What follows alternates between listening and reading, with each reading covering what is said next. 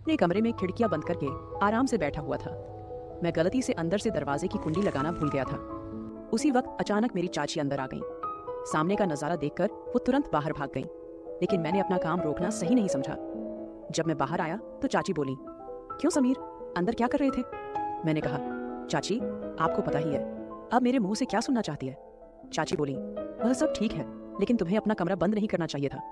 मैंने कहा, चाची मुझे क्या पता था कि तुम उसी वक्त कमरे में आ जाओगी? वैसे भी मैं तो कुछ गलत कर नहीं रहा था। चाची बोली, वह बात नहीं है, लेकिन फिर भी तुम्हें पता है, जब कोई उस काम को करते हुए देख लेता है तो उसका मन भी वही सब करने को लगने लगता है। मैंने कहा, तो चाची तुम भी आ जाया करो।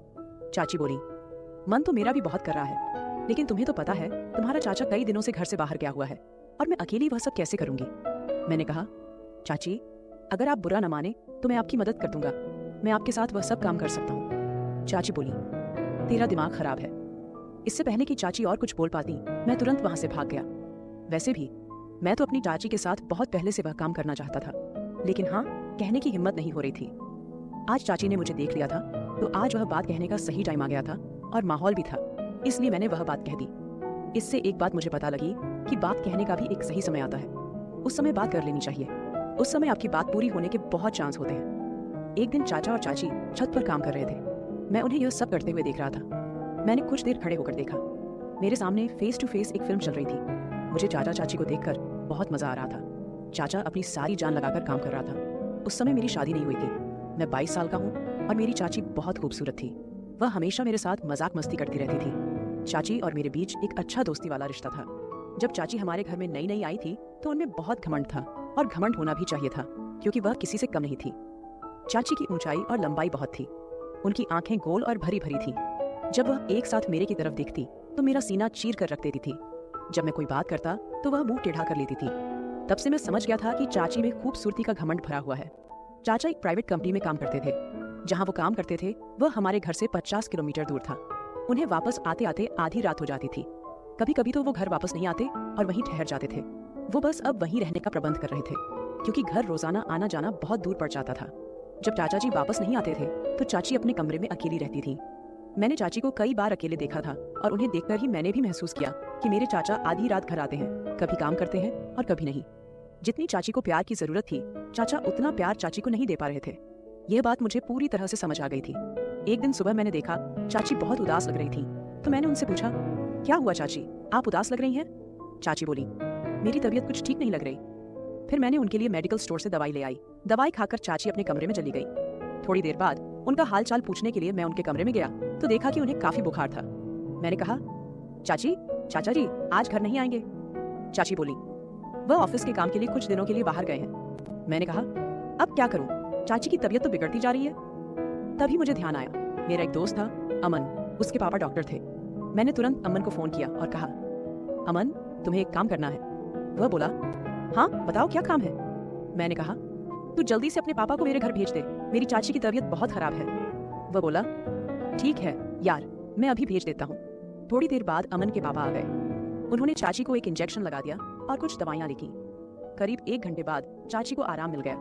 फिर सुबह मैं बाथरूम जा रहा था तो चाची बोली, समीर 1 मिनट आओ मेरे पास। मैं उनके पास गया। चाची बोली, मुझे माफ कर दो। मैंने पूछा, किसके लिए?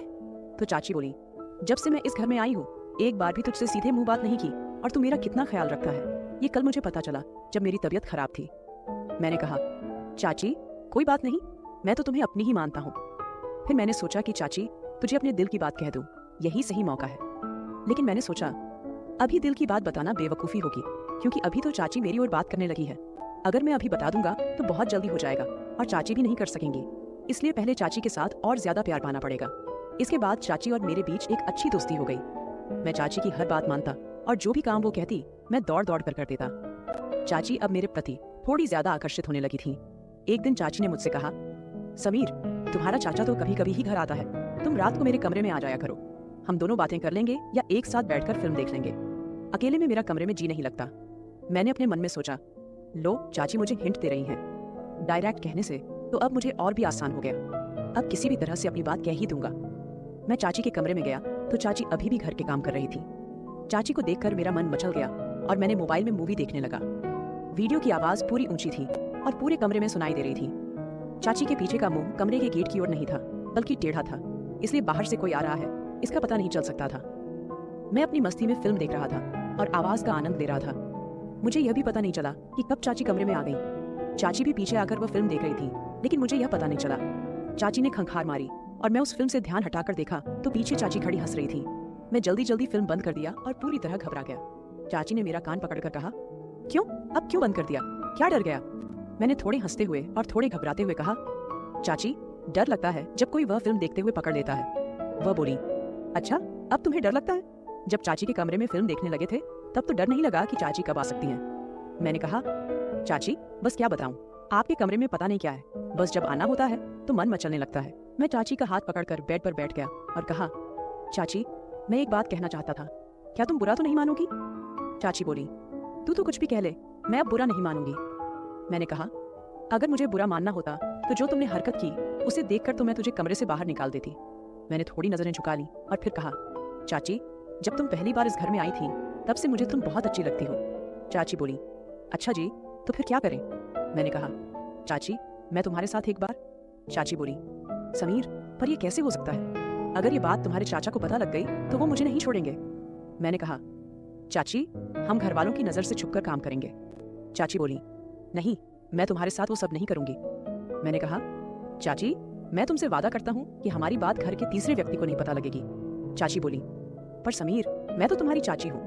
मैंने कहा, तो क्या हुआ, हम कुछ गलत नहीं कर रहे हैं। चाची ने कहा, तू तो देख ले, चाचा तो आधी रात को घर आता है थका हुआ, कभी कभी वो तुम्हें खुश करता है कभी नहीं। मुझे चाचा जी के बारे में सब पता है, बस तुम खुश रहने का दिखावा करती हो। चाची का चेहरा वहाँ ही उतर गया और चाची का चेहरा देखकर मुझे सच का पता लग गया। चाची बोली, हाँ समीर तुम सच कह रहे हो, बस टाइम ही बीतता है, मैं चाचा जी से खुश नहीं हूँ। तुम्हारा चाचा बस ये बहाना बनाकर जल्दी सो जाता है। इतनी दूर से चलकर आया, अब मैं थक गई हूँ, मुझे नींद आ रही है।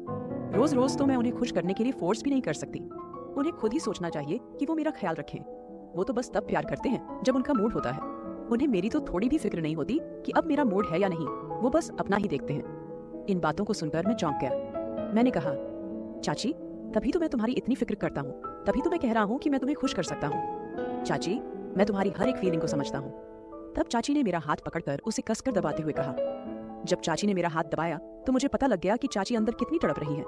चाची ने कहा, अच्छा समीर तुम इतनी फीलिंग समझते हो, कितने समझदार हो गए हो, मैंने तो कभी तुम्हारी ओर ध्यान नहीं दिया। मैंने कहा, हाँ चाची मैं तुम्हें पूरी तरह समझता हूँ। चाची बोली, चल मैं सोचकर बताती हूँ, अब तुम अपने कमरे में जाओ। जिस हिसाब से चाची ने मुझे कमरे में भेजा वह मुझे पसंद नहीं आया। मेरा पूरा मूड खराब हो गया, लगा था अब कुछ भी नहीं हो सकता था। अगले दिन मैं सुबह बाथरूम में नहाकर बाहर निकला, उस समय ही चाची भी आ गई। वो बोली, आज बड़ा स्मार्ट लग रहा है मेरा समीर। मैंने कुछ नहीं कहा और अपने कमरे में चला गया। मैं चाची से नाराज था। थोड़ी देर बाद चाची मेरे कमरे में आई और बोली, क्या हुआ समीर, तुम मेरे से नाराज हो गए? मैंने कहा, आप मेरे पास जाएं, अपने काम करें, मैं आपके साथ कोई बात नहीं करना चाहता। फिर मैं अपने काम के लिए बाहर चला गया। जब मैं शाम को घर वापस आया तो देखा कि चाचा जी भी घर आ चुके थे। मेरा मूड और भी खराब हो गया क्योंकि अब मेरा सपना सपना ही रह जाएगा। चाचा ने मुझे देखकर कहा, समीर कैसे हो? मैंने कहा, ठीक हूँ चाचा जी। फिर मैं अपने कमरे में चला गया। थोड़ी देर बाद चाचा ने मुझे बुलाया और बोले, आजा समीर खाना खा ले। फिर हम बैठकर खाना खाने लगे। मैं चाची की ओर नजरें मार रहा था। चाची मुझे देखकर मुस्कुराने लगी और चुप रहने का इशारा करने लगी। चाचा ने मुझसे पहले खाना खा लिया और फिर अपने कमरे में चले गए। मैं धीरे धीरे खाना खा रहा था।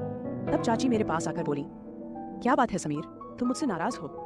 मैंने कहा, हाँ। वो बोली, तू मेरी बात क्यों नहीं समझ रहा, यह गलत है। मैंने कहा, इसमें गलत क्या है?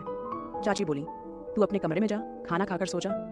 मैंने कहा, मैं सोऊंगा कि जागूंगा, आपको इससे क्या? और मैंने कहा, मैं आज रात छत पर ही बैठा रहूंगा, बिल्कुल नहीं सोऊंगा। यह कहकर मैं अपने कमरे में चला गया। मैंने ठान लिया था कि चाहे कुछ भी हो जाए, एक बार तो अपना सपना पूरा करके ही रहूंगा। जब सब सो गए, मैंने अपने कमरे का दरवाजा जोर से खोला ताकि चाची को पता लग जाए कि मैं छत पर जा रहा हूँ। फिर मैं छत पर चला गया। मैं वहां 2 मिनट तक बैठा रहा, तभी मुझे पायल की आवाज सुनाई दी। पीछे मुड़कर देखा तो चाची छत पर आ रही थी। वो मेरे पास आकर बैठ गई और बोली, तू पागल हो गया है, इतनी रात को इधर छत पर क्या कर रहा है? मैंने कहा, मेरी मर्जी, मैं वही करूंगा जो चाहता हूँ, आप नीचे जाइए। चाची ने मेरा हाथ पकड़कर अपने हाथों में लिया और बोली, समीर अंदर से तो मैं भी तेरे साथ हूँ, पर अब हम वो काम नहीं कर रहे हैं। ये हमारे दोनों के लिए ही अच्छा होगा, क्योंकि जो काम तू मेरे साथ करना चाहता है वो तू एक दिन जरूर करेगा, पर थोड़ा सा सब्र करना और अच्छा होगा। चाची की बात मैंने समझ ली। मैंने कहा, ठीक है चाची। सुबह चाचा ने कहा, समीर मेरी बात ध्यान से सुन। मैंने कहा, हाँ बताइए। चाचा बोले, मैं तुम दोनों को एक बात बताने आया हूँ। मैं अब दोबारा वापस नहीं आऊँगा। मैं कंपनी के काम से बाहर जा रहा हूँ। लगभग 6 महीने बाद ही वापस आऊँगा। मैंने कहा, अच्छा चाचा जी। चाचा बोले, हाँ, और अब इस घर की जिम्मेदारी तेरी है। तू अपनी चाची का भी अच्छे से ख्याल रखना। मैंने कहा, चाचा जी आप बेफिक्र रहें, मैं इस घर की जिम्मेदारी संभाल लूंगा और इसे खुद ही संभालूंगा। और रही बात चाची की, तो चाची का मैं बहुत ख्याल रखूंगा, आप बेफिक्र रहें। चाचा ने कहा, अब से 1 घंटे बाद मेरी ट्रेन है। फिर मैंने चाचा को स्टेशन पर छोड़ने चला गया। जब मैं घर वापस आया तो चाची का मूड बिगड़ा हुआ था। चाची रो रही थी। मैंने कहा, चाची क्या हुआ, आप क्यों रो रही हैं? तो चाची बोली, रो क्यों नहीं, और क्या करूं, तेरा चाचा पहले भी कई दिनों बाद आता था और अब तो सीधा 6 महीने के लिए चला गया। यह कहकर वो और भी रोने लगी। मैंने चाची को बिस्तर पर बिठाकर कहा, चाची कोई बात नहीं, चाचा ने अपने काम के लिए जाना ही था और मैं तो हूँ आपके साथ, आपका ख्याल रखने के लिए। ये कहते ही चाची ने मुझे गले लगा लिया। इसके बाद तो बिना कुछ कहे चाची ने मेरे साथ शुरुआत कर दी। इससे आगे की बात तो बढ़ती गई, क्योंकि चाची अब बहुत दुखी थी और पूरी तरह तैयार हो गई थी। उन्होंने बिना कुछ देखे सारा प्यार मुझे दे दिया। फिर मैंने भी पीछे नहीं रहा। चाचा जो चाची को अधूरा छोड़ देते थे, मैं आज वो कमी पूरी कर रहा था। मैंने सारी रात चाची की पूरी सेवा की। रात के करीब 3 बजे गए थे। फिर कहीं जाकर हम दोनों सो गए। अगले दिन जब चाची उठी तो चाची के चेहरे से साफ पता चल रहा था कि चाची वास्तव में खुश हैं। इसके बाद चाची ने मेरा हाथ पकड़कर बोला, थैंक यू समीर, जिस खुशी की तुमने मुझे दी है उसके लिए मैं तो नहीं जानती कब से तुम तड़प रहे थे। मैंने कहा, चाची आप तो मेरी बात ही नहीं मान रही थी। साथ ही देखो, आज आपके चेहरे की खुशी ही बता रही है कि आप अंदर से कितनी खुश हैं। इसके बाद चाची ने मुझे गले लगाकर बोला, शुक्रिया मेरे समीर। उस दिन के बाद से मैंने चाची के कमरे में ही सोना शुरू कर दिया और अब हम दोनों रोजाना खुश रहने लगे। यह थी मेरी और चाची की कहानी। तो दोस्तों